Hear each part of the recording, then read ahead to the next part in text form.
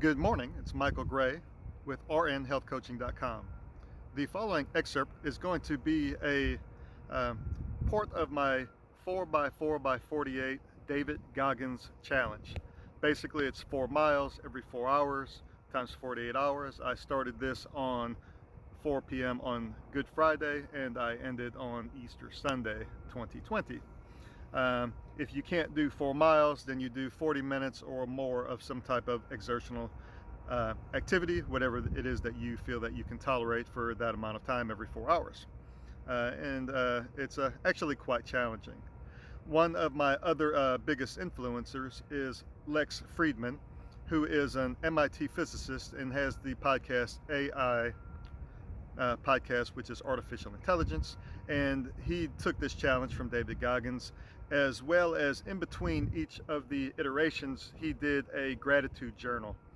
So basically that's what I did, is on between each 4 hour interval I did some sort of a distinct gratitude and made a video on it. So I have the full video, which is quite lengthy, and then I also have these excerpt videos between each one, which is what the following is. And thank you, have a good day, and mend yourself, move, educate, nurse, decompress, and enjoy this lockdown.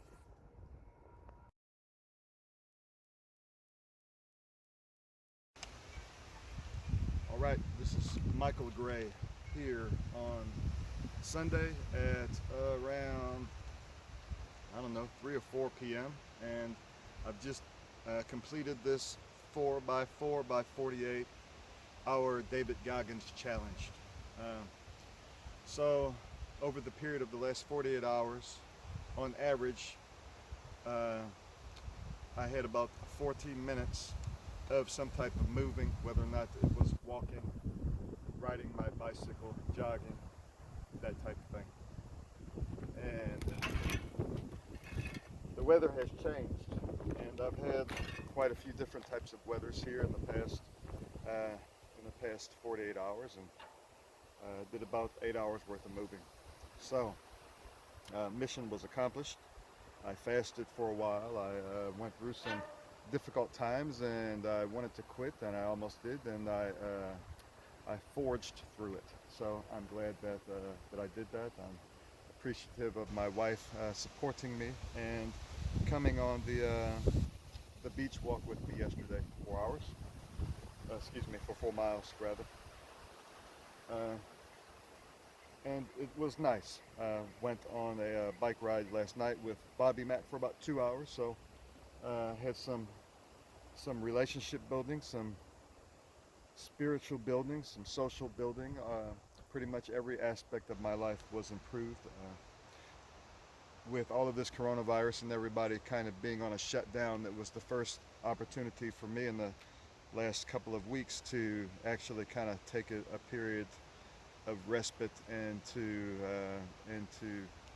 give myself this gift of eustress instead of distress. So gratitude number 12 is nursing and my career of nursing. And I feel very fortunate to have kind of fallen into this career. I'm glad that it's worked out for me. In almost 20 years, I've worked in over 26 hospitals, mostly in intensive care, recovery room, pre-op, med-surg, ortho, neuro, and most recently hospice, taking care of cancer patients. I've taken care of pediatric patients. I've taken care of pregnant patients, but I've never birthed a baby, but I've been in the room when one happened, and decided that I didn't want to do that again. It might be contagious. I've just had so many different experiences in nursing, and I'm so fortunate. I've been to the Amazon jungle in Peru a couple of times, doing mission trips in the jungle, in the communities, the remote communities. doing surgeries on people that otherwise would have never had the opportunity to even have these basic of surgeries. And the patients on these mission trips were amazing. The people that we worked with, the other nurses and doctors on these mission trips were amazing. The people that I went with from the hospital and the hospital system that I work with in Colorado was amazing. Uh, Nursing and the medical field in general and helping other people, there's just so much personal value. You know, one of the questions is, would you do your job for free if you were not getting paid? Would you do it when you didn't have to? Would you make sacrifices in order to do what it is that you do for a living? Voluntarily, on your own volition. And what is the reward if it's not financial? Why would you give up your most valuable asset, which is your time, to do something if you didn't love it? So, just very, very fortunate. And if I could go back and do it all over again, I would choose nursing all over again. Instead of starting at 28, I would start at 18. I might even go into the Air Force and let them pay for the school. I may go to the Air Force and become a nurse anesthetist and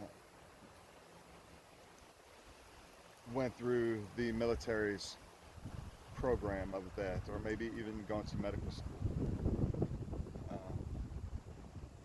I've said earlier that I really didn't have any desire to be a doctor, but logistically, I kind of ruled that out, but it's not that I couldn't have been. It's just that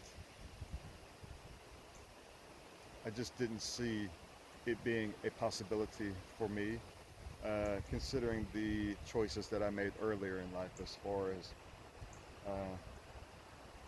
financially and relationships and these types of things. So as I grow older and mature and understand what it looks like to make better relationships, I realized that I could have done that maybe had I had more guidance, or maybe had motivating people around me that I could have used their successful templates. And this is one of the great things about YouTube, is that if you're 15 years old and you break your ankle on a skateboard and you end up having to go to the hospital and to have open reduction fixation of that ankle, and you have pins and rods, and you meet doctors and nurses that you wouldn't have met had you not had that traumatic injury and that injury that needed surgery, and then you meet the orthopedic surgeon and he or she just seems really chill and down to earth, and you're like, wow, I didn't realize doctors were like this, you know. And then everything goes well and you come into recovery, and then you have a couple of follow-up visits with him, and then maybe even in the future the hardware is removed, and next thing you know you're researching on YouTube about orthopedic surgery and about what it's like to go to medical school. And then you come across ways for financing, ways for increasing your scores on the MCAT, you know, all of these different things. You know, there's so much information out there now. Uh, I did want to be a nurse anesthetist when I was younger, and there was no one location where I, as a brand new nurse, could go in and try and figure out what is the most efficient, optimal path for me to go in? What are some of the things that I don't know? What are some of the considerations that I should be having on the forefront of my mind? The choices that I should maybe be making with my career early on in order to put myself in that successful position of gaining entrance into school and being successful in nurse anesthesia school. So I started researching this and found out that there was really no one location, and this was 2005, 2006. So what I did was I basically did the research myself, and I shadowed intraoperatively with hundreds, over 100 hours, hundreds of hours at this point, with certified registered nurse anesthetists, CRNAs, with anesthesia doctors, with physician assistant in anesthesia. And I've interviewed countless numbers of them. I spoke to the director of University of Tennessee's CRNA school and asked her, if you were me in my position at this age with this GPA, with these goals, what would you do? And she said things such as, I would go volunteer in some capacity to kind of make yourself stand out from other people. So I volunteered for hospice when I was in Memphis. That's an idea that I might not have come up with on my own had I not been doing this research. She said I would go get into cardiovascular ICU starting tomorrow if I could, and learn about the different types of invasive monitoring, invasive lines and IVs and brain surgery and heart surgery and these different types of scenarios, so that when you find yourself as a student in this field, that you will have already had some exposure to some of the more difficult, challenging of what it is that you're going to be learning. And I took her advice and I just continued the acquisition of knowledge, and I wrote a book and I opened up a publishing company and self-published it. It was in Barnes and Nobles, in the bookstore. It was in Borders, Amazon, eBay, website, and what I did was I took the book and I sent a free copy to the dean of every CRNA school in the country, which was over 100. Then I started getting inquiry letters from these deans of these CRNA schools asking me if I'd be interested to find out more information about their school. So this is just one example of a non-traditional line that you can take. And one of the reasons I did this was to be of value to the field, and I wind up not becoming a CRNA. I wind up not going to CRNA school for multiple reasons, most of them just logistical. And I don't have any regrets of, on that. I would have been good at it. But I'm good at what I do, and I'm happy and healthy and have a lot of satisfaction and appreciation and gratitude every day with the position I'm in nursing.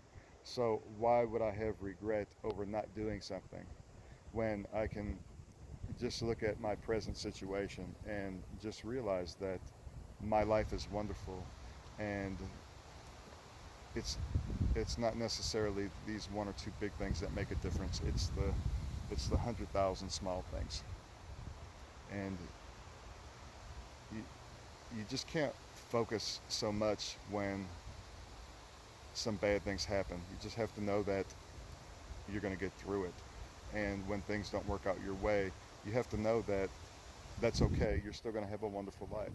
You're going to have good days, you're going to have bad days, you're going to have good things happen, you're going to have bad things happen, and that's just all part of it. So I love my occupation, and I hope that whatever it is that you're doing, that you love yours.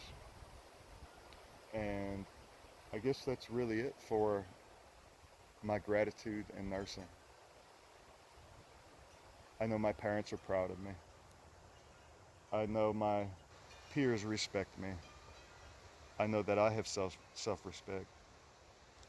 I'm married to a nurse. I know that she works very hard and she's very compassionate. And that's a good thing for me. That's valuable to me. So anyway, I appreciate your time, and I hope there was some pearls of wisdom with all of this rambling. All right, thank you. Take care. Social distance.